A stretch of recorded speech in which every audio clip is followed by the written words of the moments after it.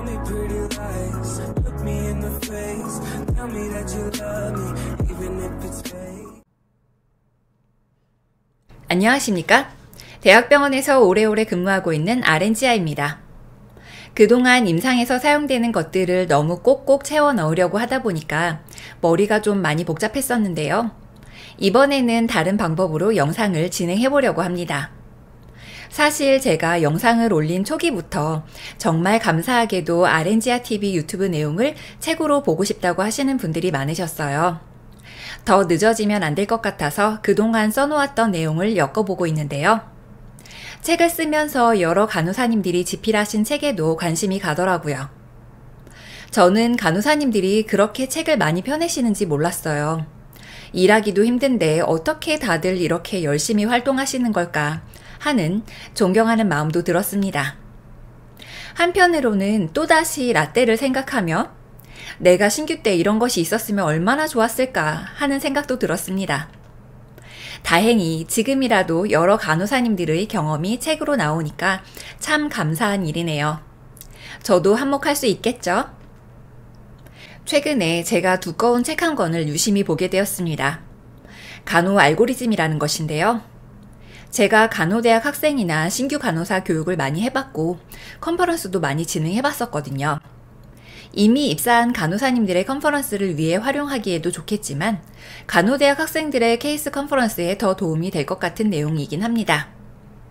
입사를 앞둔 선생님들이나 학생들이 어떻게 공부해야 하는지 문의를 많이 해주셨었는데 이 책이 도움이 될 것 같다는 생각이 들었습니다.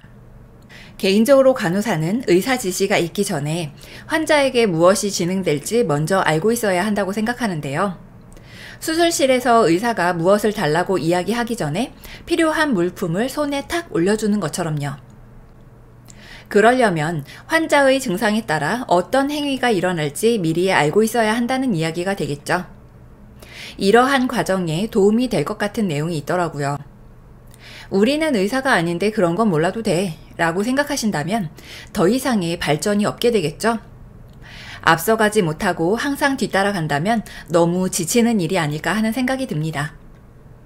여하튼 본론으로 가볼게요. 간호 알고리즘이라는 책에서 제가 제일 잘 알고 있는 소화기내과 부분을 보게 되었습니다. 위암과 대장암의 감별이 어떻게 될까?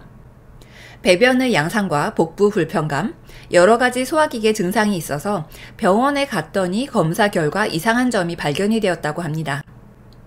제가 경험한 바로는 위암의 경우 심한 소화불량과 상복부 통증, 신물이 넘어온다던가 약을 먹어도 개선되지 않는 딱히 설명하기 어려운 복부 불편감 같은 것이 가장 많이 호소하는 증상이었고 늘 소화불량이 있던 분들이 정기 검진을 해서 암을 발견하는 경우가 가장 많았던 것 같아요.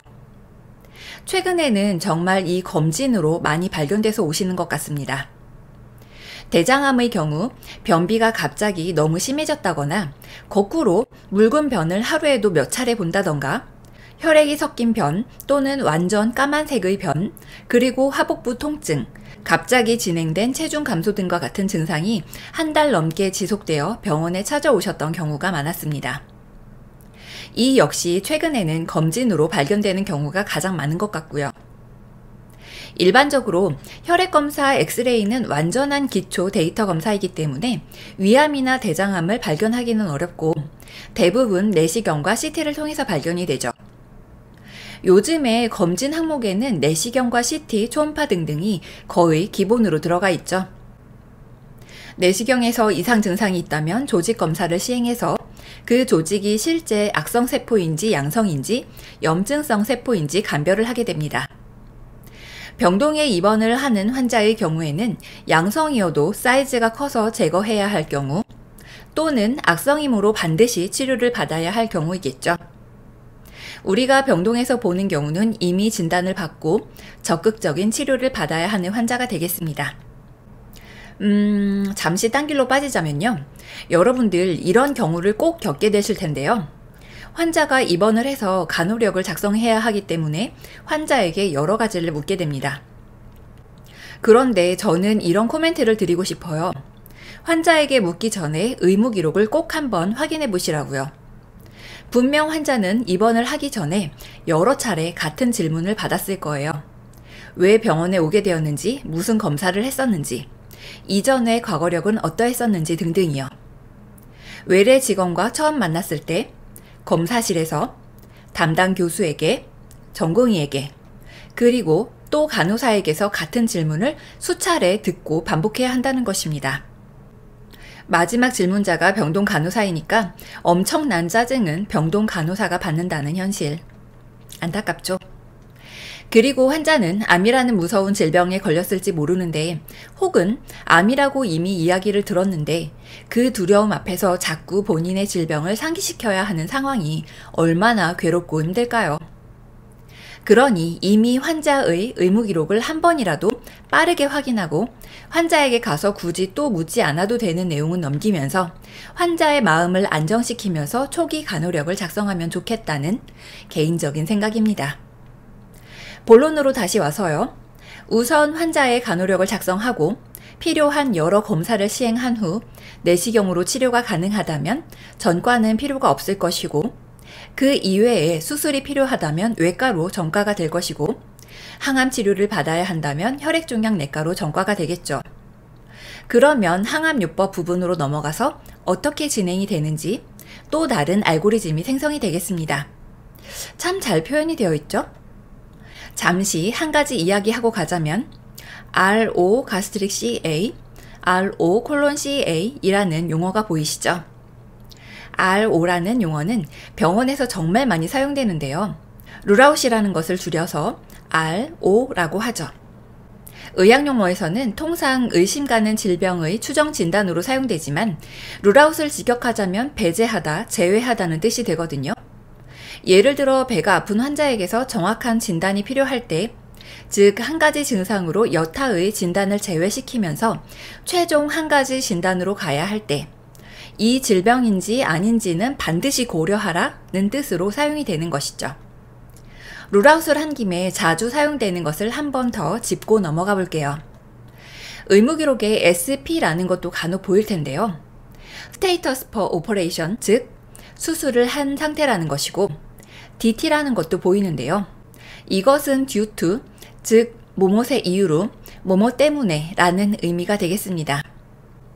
예를 들어 SP 토탈 가스트렉토미라고 한다면 전체 위 절제술을 시행한 상태이겠고요. DT, 얼리 가스트릭 캔서라고 보이는 것은 조기 위암 때문에가 되겠죠. 그리고 말리그넌트와 비나인이라는 것이 보이죠? 악성과 양성이라는 뜻입니다. 직역하면 각각 악성의 뜻과 온화한, 친절한의 뜻을 지니고 있죠. 만약 조직검사에서 말리그넌트 네오플라즘이라고 하면 악성 신생물, 즉 악성암이라는 뜻이 되겠고, 비나인 튜머라고 하면 양성 종양을 의미하는데요. 그런데 저는 이 비나인이라는 결과만 보고 아, 다행이다 싶었다가 어느 날 갑자기 상태가 악화된 분도 많이 보았습니다. 결국 조직검사 결과에서 어떠한 세포인지 정확히 확인하는 것이 가장 중요한 것 같아요. 여하튼 이러한 알고리즘을 한번 보았다면 그 다음에 환자가 어떠한 증상을 호소하느냐에 따라 증상을 확인, 즉 간호사정을 하고 무엇을 해야 할지, 즉 수행이라는 것을 통해 환자에게 어떠한 적극적인 간호행위가 일어나게 될지 알게 되는 것이죠. 투약이 필요하면 투약을 해줘야 할 것이고, 검사가 필요하다면 그에 따른 검사 전 준비와 검사 후 환자 케어, 그리고 시술이나 수술이 필요하다면 그에 따른 수술 및 시술 전 준비 후 처치를 시행하게 됩니다. 깊이 들어가지 않았는데도 뭐가 참 많긴 하죠. 어찌 보면 임상에서 업무를 하면서 하나하나의 세부사항은 끼워 맞춰가면서 배워야 하는 일이 아닌가 싶습니다. 그래도 어떠한 상황에 어떠한 간호가 시행되는지 임상에 아직 입문하지 않은 분들이 보신다면 머릿속에 필요한 그림이 그려질 것 같아요. 학생들의 케이스 스터디에는 최적화되어 있는 것 같고요. 여러 학생과 신규 선생님들께서 어떻게 공부해야 할까요? 하는 질문이 많았었는데 실전에 도움되는 사항이 많이 있으니까 참고하시면 좋을 것 같습니다. 다음 편에도 가벼운 주제로 진행해 볼까 합니다. 우리의 임상에 필요한 내용도 하면서 일상생활에도 도움이 될 만한 것들로 진행해볼까 하고요. 그럼 오늘은 여기까지 하고요. 이만 들어가 보겠습니다. 아렌지아 TV 오늘 하루도 무사히.